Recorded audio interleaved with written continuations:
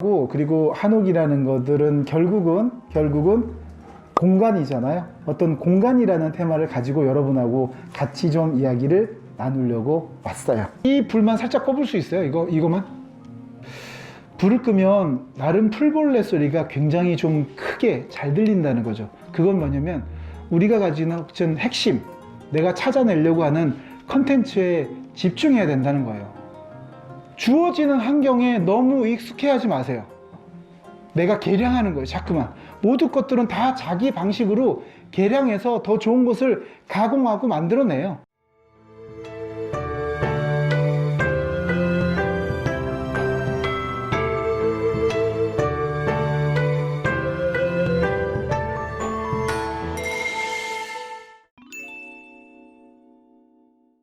다른 어떤 주보다도 이번 주에 훨씬 더 많은 분들이 지원을 하셨고, 그리고 또 조금 더 많은 경쟁을 거쳐서 여기 오셨습니다. 영화 제작이라든 드라마 제작에서는 굉장히 유명합니다. 그래서 오늘 이야기꾼 김태형 로케이션 매니저를 소개합니다. 안녕하세요. 로케이션 매니저라는 직업을 가지고 있는 김태형이라고 합니다. 오늘 이제 저는 한옥에 대한 이야기하고, 그리고 한옥이라는 것들은 결국은 공간이잖아요. 어떤 공간이라는 테마를 가지고 여러분하고 같이 좀 이야기를 나누려고 왔어요. 오늘 저는 이야기의 테마는 그겁니다. 시간을 담은 공간, 한옥. 네. 여기에 이제 대부분 사진들은 저희가 로케이션 현장에서 찍었던 사진들을 좀 기반으로 했고요. 총 3개의 주제로 구성이 되어 있습니다. 미디어 속에 그려진 한옥, 나쁜 한옥과 착한 한옥이 있어요. 사실 뭐 집에 착하고 나쁜 것들이 어디에 있겠습니까? 근데 나오는 처한 위치가 안 좋게 그려지는 한옥도 있고, 착하게 그리고 정신으로 보여지는 한옥이 있어요. 그래서 나중에 추가적으로 더 말씀드릴 부분들이 있습니다. 그리고 우리는 왜 한옥에 열광할까? 왜 우리가, 그럼 우리는 노땅들인가요? 그죠? 아니잖아, 그죠? 그럼 우리가 무슨 역사를 엄청 좋아해가지고 그래서 우리가 한옥을 좋아할까요? 아니란 말이에요, 그죠? 예전부터 내려오던 그런 어떤 습관들이 몸에 있고, 그리고 익숙하고 따뜻하고 그러한 느낌들 때문인 것 같아요. 우리가 가진 어떤 좋은 것들을 찾아가려고 하는 그런 습성들이 우리가 한옥을 좋아하게끔 만들어주는데, 우리 젊은 세대들이 왜 한옥에 저렇게 좋아할까? 그런 이야기 한번 담아봤고요. 그리고 삶을 담는 공간으로 만들어지는 또 다른 삶. 이거는 뭐냐면 우리가 결국은 한옥에 대한 이야기들 쭉 하지만 결국은 삶에 대한 이야기다. 네, 우리 살아가는 이야기들이 다 만들어져 있습니다. 한옥에 대해서 얘기를 하려고 했지만 결국은 한옥은 또 하나의 공간이거든요. 네, 오늘 제일 중요한 건 공간입니다. 여러분, 영화 암살이라는 영화 보신 분 계세요? 네, 전지현 씨 거의, 역시 영화 암살이라는 영화에 보면 거기에 친일파의 집으로 나오는 집이 있죠. 네, 종로의 백인제 가옥이라고 하는 곳이에요. 사실 우리가 가지고 있는, 여러분들의 뒤에 보면은 한지가 발려 있는 이 느낌하고 유리가 껴져 있는 이 느낌을 약간 달라요. 그렇죠? 일제강점기 때 한옥과 일식의 느낌을 짬뽕한 집들입니다. 문화재로 보존하고 있는 이 집에서 암살이 촬영되었죠. 왜 암살인가? 그럴 때 우리는 영화 속에 등장하는 시대를 잘 볼 필요가 있어요. 그죠? 일제강점기잖아요. 그죠? 그래서 이런 전통 한옥에서 찍기에는 시대가 좀 안 맞는 거예요. 대한제국을 버리고 일제에 충성하는 사람이었기 때문에 이런 집이 가상의 시나리오 속에서 이렇게 만들어졌고요. 아까 좀 전에 보신 거와는 백인제 가옥과는 달리 함양의 일두 정여창 선생의 일두고택입니다. 사실 이런 집에서는 일제에 뭔가 노역하는 그런 사람들이 나올 수는 없죠. 여러분이 영화나 드라마에서 여러 번 봤던 집이에요. 토지에 나왔던 집이고요. 그리고 또 미스터 션샤인도 나왔고, 다른 드라마, 우리나라에 좀 정신을 만들 수 있는, 그런 정신을 볼 수 있는 그런 드라마에서 많이 나오는 집입니다. 이거는 제가 했던 작품인데요. 군산에 있는 히로스 가옥. 이 영화에서 사실은 우리 그 최동원 감독님은 평경장의 집으로 나오는 이 가옥을 전통 한옥으로 찾아달라고 했어요. 이 무게운 같은 전통 한옥. 근데 제가 어떤 집을 찾아야 될지, 근데 마음속에서 뭐가 자꾸 안 와요. 자꾸 안 와닿는 건 뭐냐면, 이 평경장, 예전에 경장 출신이에요. 경찰. 근데 지금은 이제 전역했지만 전국적으로 고스톱을 신의 경지까지 올린 예술가. 네. 그런 사람인데 이 사람이 과연 전통 한옥에서 있는 게 조금 맞을까라는 생각을 많이 했었어요.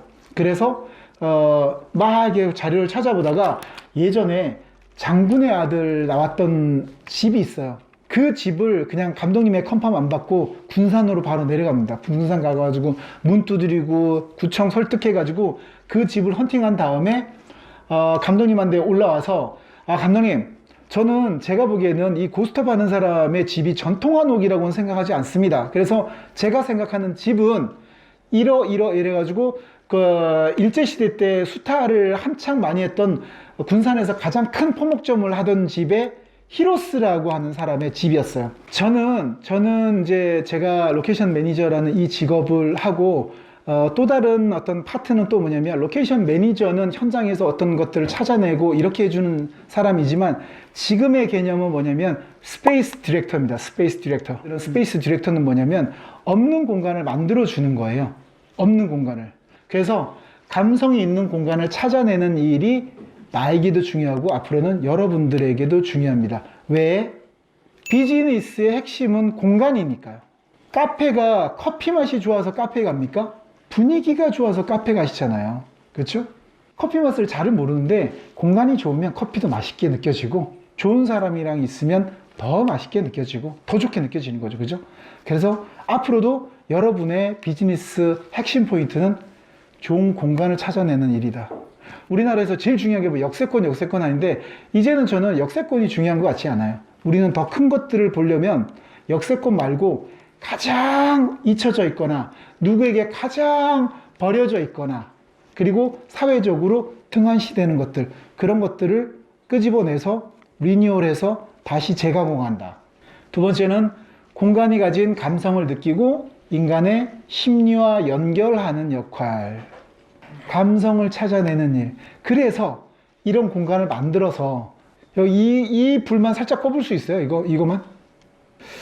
불을 끄면 나름 풀벌레 소리가 굉장히 좀 크게 잘 들린다는 거죠. 그건 뭐냐면 우리가 가지는 핵심, 내가 찾아내려고 하는 컨텐츠에 집중해야 된다는 거예요. 주어지는 환경에 너무 익숙해하지 마세요. 내가 계량하는 거예요. 자꾸만. 모든 것들은 다 자기 방식으로 계량해서 더 좋은 것을 가공하고 만들어내요. 익숙하고 뭐 원래 그러니까 그냥 네 알겠습니다. 저도 그렇게 따르겠습니다. 이렇게 하지 마시고 여러분의 것들로 만들어내요. 그리고 우리가 어떤 공간들에 가 있으면 그 공간이 주는 느낌, 소품들이 주는 느낌들 있잖아요. 그죠? 우리가 바람 어떻게 느낍니까? 바람은 눈에 보이진 않지만 우리가 느낄 수 있잖아요. 그죠? 이런 바람. 그래서 항상 현재 보이는 딱딱하거나 선으로 이루어진 것들 말고 느낌들을 많이 가지고 본인의 컨텐츠에 넣으세요. 당신은 어떤 공간에 있습니까? 이거 참 중요한 얘기예요. 우리가 원하는 공간에 있다는 거, 그리고 내가 원하는 장소에 있는가? 나는 내 플레이를 할 때. 그게 저는 항상 중요하고, 그리고 이게 어떤 공간에 한정되어 있지 않아요. 이 공간은 시간과 공간을 합해서 만드는 얘기일 수도 있어요. 그래서 이 말들은 항상 여러분들이 돌아가셔서도 항상 우리에게 되짚어보고 내가 원하는 플레이를 하고 있는가. 그러면 내가 원하는 플레이로 이 세상을 끌어들이기 위해서는 어떤 방법들이 존재할까. 이런 것들을 굉장히 좀 많이 생각해 봐야 될 것 같아요. 공간은 당신과 비례합니다. 이 말은 뭐냐면은 우리가 가진 생각의 크기가 공간의 크기를 좌우합니다. 이거는 이 공간, 지금 말하는 공간은 물질적인 평수를 얘기하는 거 아니에요. 생각의 평수를 얘기하는 겁니다.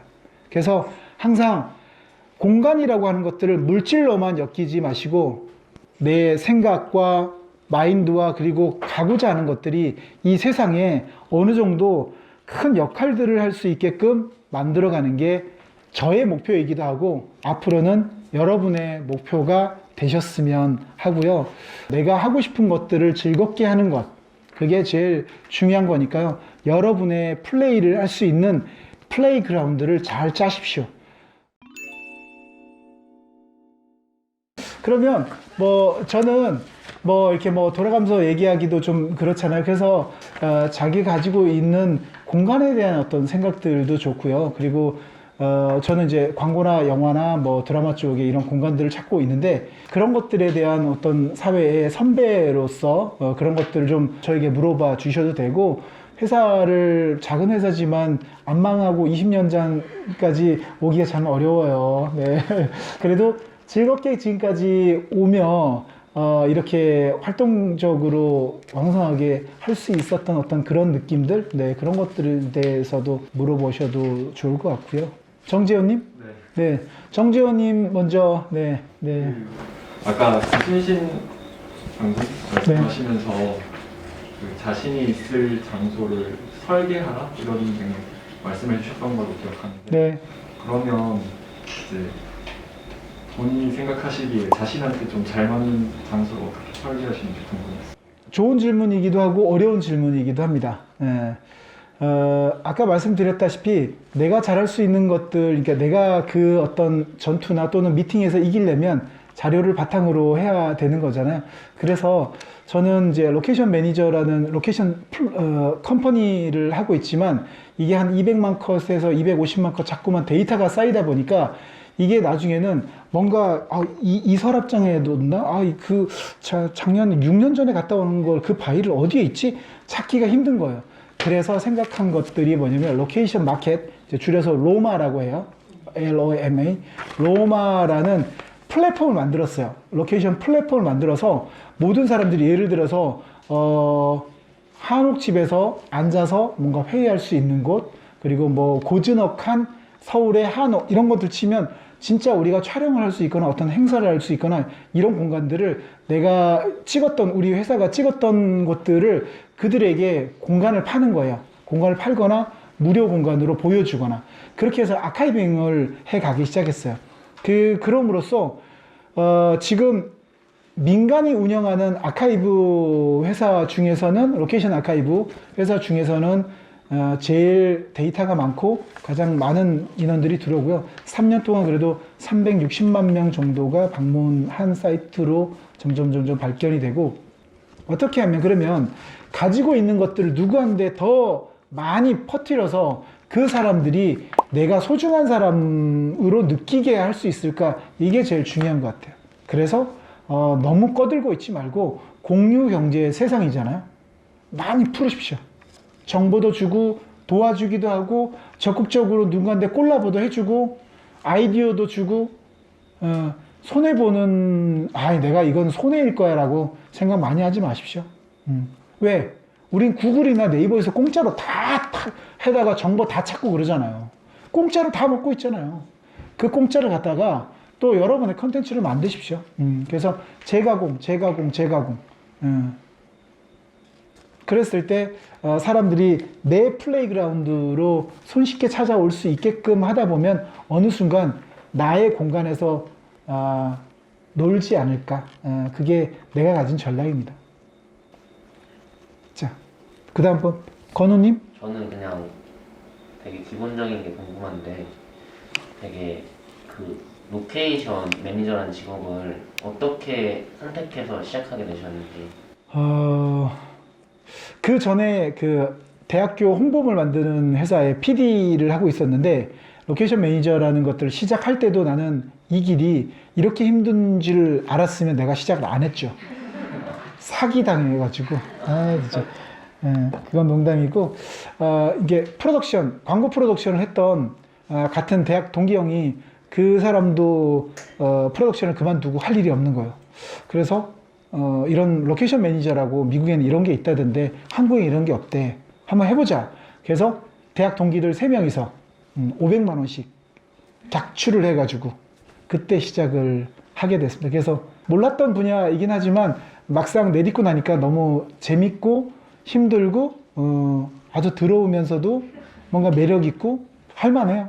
그렇습니다. 그러면 그만큼 힘드신데 그 일을 하면서 뭘 바라보고 그 일을 계속 하시는 건지, 아, 어떤 동력원으로 하시는 건지. 네. 그 비 오는 날에 비만 생각하면 힘들잖아요. 그죠? 비 온 후가 어떻게 될지, 비가 오는 것들, 빗물을 만들어서 모아서 이거를 뚝방을 만든 다음에 이거를 어떻게 하면 에너지로 바꿀지, 그런 것들 상상을 더 많이 해요. 예, 그래서 비 맞는 것만 생각하지 않아요. 예, 그게 나를 움직이는 에너지인 것 같고, 저는 약간 인생 자체를 오르막길을 올라가는 약간 증기기관차라고 생각하는데, 기차들은 사실 오르막길에서 정지가 없어요. 정지하면 밀려나니까. 올라가거나 뒤로 백하거나 둘 중에 하나밖에 없는데, 내가 가지고 있는 증기기관차를 위로 올라가게 만드는 건 내 마음밖에 없어요. 나밖에 못해. 내 마음에 석탄을 퍼넣는 건 나밖에 할 수 없어요. 그래서 항상 좋은 책들을 많이 읽습니다. 약간 그 마음을 좀 밝아줄 수 있는 책들. 그리고 이제 이 플랫폼을 시작하기 전에 뭐 아마존의 제프 베조스 뭐 대표라든가 이런 CEO들의 어떤 일대기, 자기가 어떻게 힘들게 버텨왔는 것들, 알리바바, 뭐 여러 가지들 다, 그런 것들 보면서, 이 사람들도 이런 때가 있었구나. 체크. 내가 그 시기가 왔을 때, 나는 그 사람들의 2년 차에 있을 때 똑같은 현상이 벌어지고 있구나. 지금 데스밸리를 지나고 있구나. 그런 것들을 제가 되게 생각하면서, 내가 겪는 어려움들이 내가 생각하지는 못했지만 그들의 범위 안에 있구나, 이렇게 생각하고 잘 버텨내기도 하는데, 뭐 여전히 힘들어요. 네, 정은님은. 네. 네. 공간에 대해서 말씀을 해주셨는데, 공간의 이야기를 담는다는 게 되게 와닿았거든요. 그렇다면 대표님께서 이제 공간, 자신만의 방에서의 이야기는 좀 어떤지 좀 궁금을 해서, 만약에 뭐 영화나 드라마에서 사용을 한다면 어떤 이야기가 펼쳐질 것 같아요? 제 이야기요. 안 그래도 요즘에 이제 서재에서 인터넷에서 이제 자서전 같은, 이제 뭐 한국의 명사 100명에게 듣는 자기 이야기에 대해서 이제 글을 쓰고 있어요. 그래서 이제 서재방에서 이제 글을 쓰는데, 이야기는 이제 이렇게 시작했죠. 야, 막내야! 일로 와봐! 왜요? 뭐 중학교 2학년 때 아버지가 이제 저를 부르셨어요. 그래서 아버지 방에 불렀는데, 아버지가 되게 좋은 니콘 카메라 한 대를 사오셨어요. 그래서 그걸 보여주시면서 이게 니콘 카메라라는 거라고 막 아버지가 막 자랑하시는데, 아버지 어깨가 벌써 이만큼 올라와 있어. 이제 막 우리 집에도 갑오가 생긴 거예요. 그 전까지 갑오는 소였는데, 소 이외에 더 좀 현대식 어떤 그런 갑오가 생겨가지고 아버지 너무 좋아하셨는데, 아버지의 그때 카메라 만지신 거 이외에 아버지 카메라 만지는 거 한 번도 못 봐서, 그 다음부터 제가 아버지 카메라를 가지고 몰래 꺼내다가 집안에 꽃도 찍고, 포도가 손했기 때문에 포도도 찍고, 그게 지금 여기까지 오게 된 거예요.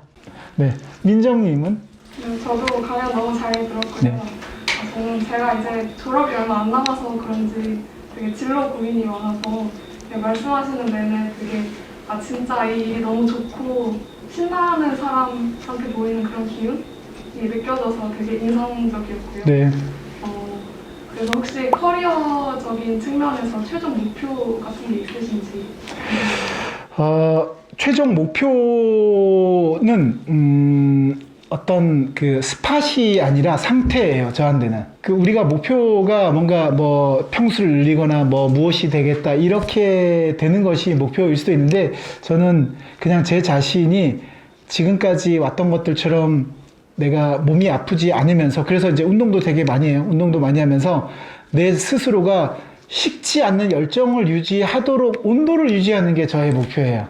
그래서 제가 가진 열정들만 잘 유지한다면, 저는 지금 이제 뭐 한 달만 있으면 저도 50살이 되긴 하는데, 사실은 어디 가면 젊은 나이는 아니지만, 저는 어떻게 생각하냐면 요즘 것이라고 생각하는 거예요. 왜냐면, 그래서 제가 좋은 예를 하나 가져왔죠. 돌이잖아요. 이런 반짝이들이 있지만, 이렇게 불었을 때 얘가 터치하고 떨어지는데, 여기에 머물렀던 시간이 한 얼마나 될까요? 1초 정도? 그렇죠? 우리 인생으로 보자면 지구가 만약에 42억 살이다. 얘는 한 그래도 마지막 파산 분출에 나왔으니까 뭐 수천 년에서 뭐 수만 년 정도는 될 것 같아요. 그죠? 얘가 지구라면 여기에 터치하고 떨어지는 금가루의 그 시간보다 우리는 짧은 시간을 지금 살아가고 있는 거예요. 우리에게 주어진 가장 확실한 명제 단 한 가지는 죽음밖에 없대요. 그래서 저는 100살까지 산다고 보면 이제 딱 50년 남은 거죠. 주저할 시간이 별로 없어요. 여러분도 마찬가지. 그러니까 50살이나 60살이나 70살이나 다 요즘 것이에요. 여러분도 요즘 것, 저도 요즘 것. 그리고 여러분들의 부모님들도 다 요즘 것의 세대에 있는 거예요. 단지 내 마음의 테두리가 난 한물 갔어. 난 늙었어. 쟤들만 요즘 것이야 라고 생각하는데 여러분도 요즘 것, 저도 요즘 것 다 똑같아요. 그래서 마음의 범위를 굉장히 크게 잡으시고 내가 하고자 하는 것들에 대해서 좀 더 열정에 pitch를 좀 올렸으면 우리가 하는데 좀 더 도움이 되지 않을까 이런 생각이에요. 네, 어떠신가요? 한옥이 쌀목이 될 수 있는 거죠? 네, 여러분들 이제 끝나는데 좀 아쉬우니까 간단하게 저기 박건우님부터 소감만 이렇게 한번 쭉 짧게 한번 오늘 그 2시간 어떠셨는지 한번 듣고 싶습니다. 일단 그 강연 들으면서 되게 삶의 몇십 년 동안 인생 선배로서 저희한테 느꼈던 걸 말씀해 주셔서 되게 이제 처음으로 사회에 나왔는데 이런 식으로 살아가야 사는 방법도 있구나, 이런 식으로 편하게 살 수 있구나, 약간 이런 식으로 뭔가 느끼고 그냥 되게 좋았습니다. 네. 오기 전엔 2시간이 좀 길 거라고 생각을 없지 않아 했었는데 막상 보니까 2시간이 너무 짧아서 그다음에 이제 저희 사전 질문 네. 주셨던 그런 얘기를 좀 더 나누지 못해서 좀 아쉬운 기분이 들고 그다음에 사실 공간과 나라는 걸 자체를 좀 다르게 좀 동일시하지 않고 좀 이렇게 떨어져서 생각했던 것 같은데 이제는 어디를 가든 조금 그 공간 안에 나에게 좀 초점을 맞출 수 있을 것 같아서 그런 점이 좋았어요. 저 또한 공간에 대해서 많은 생각을 하게 된 것 같고요. 여기도 불빛도 있고 소리도 있어가지고 좀 더 집중을 많이 할 수 있었던 것 같고 뭐 불을 끈다던가 좀 다양하게 공간을 활용할 수 있다는 것도 좀 더 깨달았고 좀 더 집중을 할 수 있었던 강연이었습니다. 저도 오늘 제가 인생에서 공간을 생각해봤을 때 한옥이라는 공간에 대해서는 사실 특별한 기억이 없었는데 앞으로 한옥이라는 공간 생각했을 때 이 무기한 한옥이 제일 기억이 나요. 맞아요. 이 순간에 사람들의 이야기나 이런 불빛이나 이런 분위기가 제일 먼저 기억이 날 것 같아서 특별한 순간인 것 같아요. 말도 참 예쁘게 하네. 그죠? 저도 오늘 이제 인천에서 오신 네. 분과 같이 뭐 멀리서 오진 않았지만 이제 회사 일을 마치고 조금 이제 지친 마음에서 네. 조금 지치는 마음으로 왔는데 근데 대단하세요. 진짜 회사 퇴근하고 이렇게 오려면 또 2시간 또 집으로 돌아가면 11시고 막 이렇게 할 텐데. 네, 정말 본인 일을 너무 사랑하시고 열정이 넘치시는 게 보여서 저까지 너무 기분이 좋아졌고 에너지를 받은 느낌이었습니다. 감사합니다.